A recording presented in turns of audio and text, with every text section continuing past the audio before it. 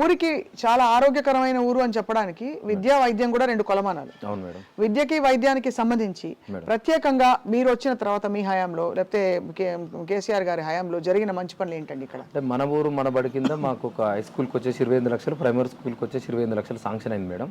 Already work start చేసినాం. Dining hall, furniture ఇవన్నీ work start చేసినాం. డైనింగ్ హాల్ ఎందుకంటే వాళ్ళకి పిల్లలు కూర్చొని తినడానికి అంటే భోజన పథకాలు కూడా ఉంటాయి కదా. భోజనం పథకం ఉంది మేడం. మన ఊరు మన బడి, మన ఊరు మన బడి కార్యక్రమం మంచి కార్యక్రమం మేడం. స్కూల్ అన్ని డెవలప్ అయ్యి ప్రతి ఒక్కరు ఈరోజు స్కూల్కి వెళ్తుంటే ప్రైవేట్ కాన్వెంట్ తలదన్నేలాగా తీర్చిదిద్దుతారు. ఆ విషయంలో గవర్నమెంట్ స్కూల్ అంటేనే ఇప్పుడు ఇది ఇంకొక విషయం. స్తోమత లేకున్నా కూడా ప్రైవేట్ స్కూల్కే పంపుతాను ఆ పిల్లల్ని, ఎందుకంటే చదువు బాగుండదు, ఒక అపకీర్తుంది. వేరే దేశాల్లో చూస్తే అందరు గవర్నమెంట్ స్కూల్స్కే పంపిస్తారు, పబ్లిక్ స్కూల్స్కి. సో మన ఇక్కడ స్కూల్స్ ఎన్ని ఉన్నాయండి మహేందర్ రెడ్డి గారు? ఎన్ని ఉంటాయి ఇక్కడ? ఇక్కడ 2 స్కూల్ ఉన్నాయి మేడం ఊర్లో. 2 high school, primary school, 2 private కాన్వెంట్లు ఏం లేవు మేడం. ఇక్కడ ఊర్లో కనీసం ఒక హై స్కూల్ వచ్చేసి ఒక 300 మెంబర్స్, ప్రైమరీ స్కూల్ వచ్చేసి ఒక 200 మెంబర్స్ స్టూడెంట్స్ ఉన్నారు మేడం. అన్ని సదుపాయాలు బాగానే ఉన్నాయి మేడం. వైద్యానికి వచ్చేసి ఊర్లో హాస్పిటల్ లేదు. మొన్ననే మా ఎమ్మెల్యే గారిని హాస్పిటల్ అడగడం జరిగింది. సరే పక్కనే పిఎస్సిఎస్ పక్కనే రావణపేటలో ఉంది కాబట్టి మన డిస్టెన్స్ 6 కిలోమీటర్లు ఉందని చెప్పేసి ఒకటి సబ్ సెంటర్ శాంక్షన్ చేస్తానంటే దానికి దాతలు గిట్ట ముందుకు రావడం జరిగింది. తలపతి మసూదన్ రెడ్డి గారు అని ఒక 20 lakhs పెట్టి నిర్మాణం చేస్తానని చెప్పి మాట ఇవ్వడం జరిగింది మేడం. ఎందుకు ఇక్కడ హాస్పిటల్ లేదండి? అంటే ఎంత దూరం పోవాలి ఇప్పుడు? 7 కిలోమీటర్ రావణపేటలో పిఎస్సిఎస్ ఉంది మేడం. ఒక 7 కిలోమీటర్ దూరం ఉంది. అంటే ఎవరికైనా ఒక్కసారిగా అనుకోని పరిస్థితుల్లో చిన్న గుండెపోటు ఇట్లాంటిది వచ్చిందంటే 7 కిలోమీటర్లు పోవాలి మేడం. దాన్ని సరి చేయడానికి మీరు ఇప్పుడు ఇక్కడే ఒక ఇది పెడుతున్నారు. అవును మేడం. ఓకే వైద్యశాల పెట్టి ఏర్పాట్లో ఉన్నారు. సో మొత్తానికి అన్ని అంటే ఊరిని చక్కగా చూసుకోవడానికి అన్ని విధాలా మీరు ఏర్పాట్లు రెడీ చేస్తారు.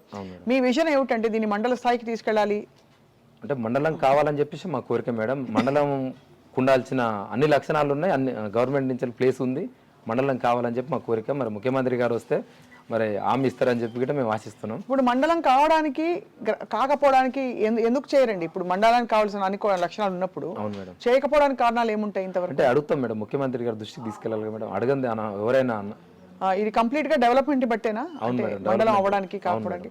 ఒకసారి మండలం అయ్యాక మనకి బెనిఫిట్స్ ఏముంటాయి ప్రజలకు కానీ, సర్పంచ్ గా మీరు పనులు చేయించుకోవడానికి కానీ? అంటే మండలం అవుతే డెవలప్మెంట్స్ ఎక్కువ ఉంటాయి మేడం. గవర్నమెంట్ ఆఫీసులు అన్ని ఇక్కడే ఉంటాయి.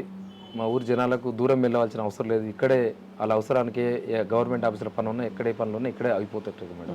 కానీ మహేందర్ రెడ్డి గారు మండలం అయ్యే స్థాయికి మీ ఊరు జనం అనుకుంటున్నది. నెక్స్ట్ మీరు ఇక్కడ ఎమ్మెల్యే ఆస్పిరెంట్ అని కూడా విన్నాం, అది నిజమేనా? అలాంటిది ఏం లేదు మరి, అలాంటి ఉద్దేశం ఏం లేదు. ఇప్పుడు ఫస్ట్ అయితే సర్పంచ్గా తృప్తిగా ఉన్నాను. అంటే నేను రాజకీయాలు రావడం సర్పంచ్ అయితే అనుకోలేదు. సరే జిల్లా స్థాయి లేదన్న అనుకున్నాను. ఆ తర్వాత కాలం అలా కలిసి వచ్చి సర్పంచ్ అయినా. సరే ఆ సర్పంచ్ అనేదాన్ని ప్రూవ్ చేయొచ్చు మేడం. డెవలప్మెంట్ అనేది ఏందనేది చేసినాకనే తర్వాత మీ ఊరు జనాలు ఆల్రెడీ వస్తున్నప్పుడే మస్తు మీ ఫాలోయింగ్ ఏంటో తెలుస్తుంది. అసలు బలగం అంతా ఇక్కడనే వచ్చి కూర్చున్నారు, మీకోసం వెయిట్ చేస్తున్నారు. మహిళలు ఎట్లా స్పందిస్తారు మహేందర్ గారు? మీరు ఒక ఇంటి కొడుకులాగా పెద్దవాళ్ళకి, ఒక అన్నలాగా చిన్నవాళ్ళకి చేసుకుంటూ పోతుంటారు. ఎట్లా వాళ్ళ రెస్పాన్స్ వచ్చి కష్టం సుఖం చెప్పుకుంటారా?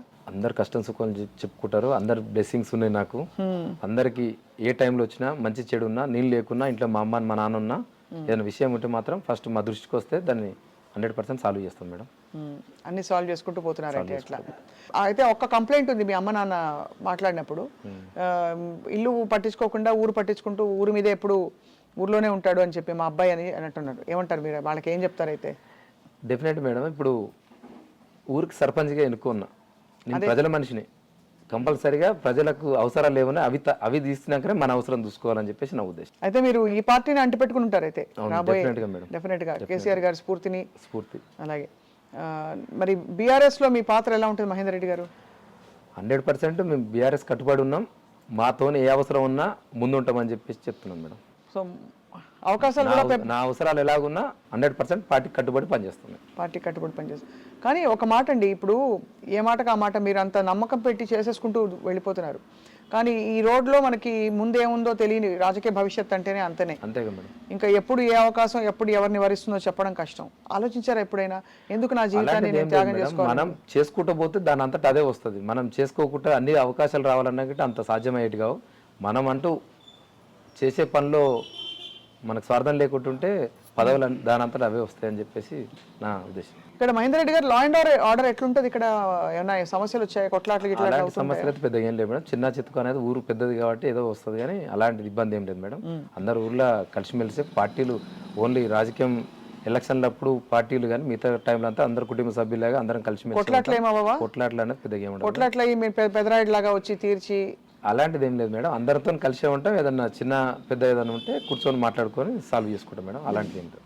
ఇప్పుడు మీ కోర్ టీంలో మీకు బాధ కష్టం వస్తే ఎవరు చెప్పుకుంటారు? అందరూ వచ్చి మీరే చెప్పుకుంటారు? ఇంకా డెఫినెట్ మేడం. అదే మీరు ఎవరికి చెప్పుకుంటారని అడుగుతున్నా. ఇంకా నేను మా ఎంపీటీసీ మహేందర్ రెడ్డి గారు, ఇంకేదైనా ఉంటే మేము మా మీరు డిస్కస్ చేసుకుని చేసుకొని సొల్యూషన్ ఏంటో వెతుకుతారు. అవును మేడం.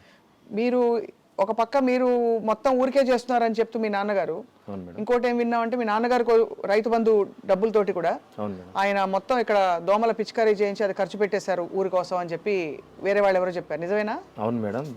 మన రైతు బంధు ద్వారా వచ్చిన అమౌంట్ని మన ఊర్లో దోమల పిచికారీ చేసే ప్లేన్ ఇప్పించడం జరిగింది. అవును మేడం. ఎట్లా అనిపించింది మీకు? తెలిసిందా? తెలిసి చేశారా తెలియకుండా చేశారా? తెలిసే చేశాడు మేడం. తెలిసి ఏదో సేవ ఎవరో చేయాలని చెప్పేసి చేస్తా అంటే సరే బాబు చేయమని చెప్పి. మీకు ఎట్లా అనిపించింది? మంచి గర్వం వేసి ఉంటుంది. గర్వం అనిపించింది మేడం మీ నాన్నగారిని చూసి. అంటే ఆశ్చర్యం ఏం లేదండి, మీరు ఫస్ట్ ఇయరే అవార్డు అందుకున్నారు. అవును మేడం. బెస్ట్ గ్రామ పంచాయతీ అవార్డా, best sarpanch award? Best gram panchayat award. Best gram panchayat award అంటే ఎంత గొప్ప విషయం అండి అది. అవును మేడం. ఆ రోజే మీకు బోల్డ్ అంత జోష్ వచ్చి ఉంటుంది. వచ్చింది మేడం. నేను చేసిన పనికి గుర్తింపు అనేది వచ్చింది. ఇంకా ముందుకెళ్ళాలన్న ఒక ఇది గిట్ వచ్చింది. జోష్. ఇప్పుడు చెప్పండి, ఇవాళ రోజున చూస్తున్నా మంచిగా ఉన్నాయి, గోడలు బాగున్నాయి, రోడ్లు బాగున్నాయి, చెట్లు మంచిగా, అసలు చెట్లు చూస్తుంటే ఇంత పచ్చగా ఉంది ఏంటి అనిపిస్తుంది, అంత బాగుంది ఇక్కడ. అంటే నీళ్ళు ఎంత పుష్కలంగా అందుబాటులోకి వచ్చాయో స్పష్టంగా కనిపిస్తుందండి. సరే, ఇవన్నీ కాకుండా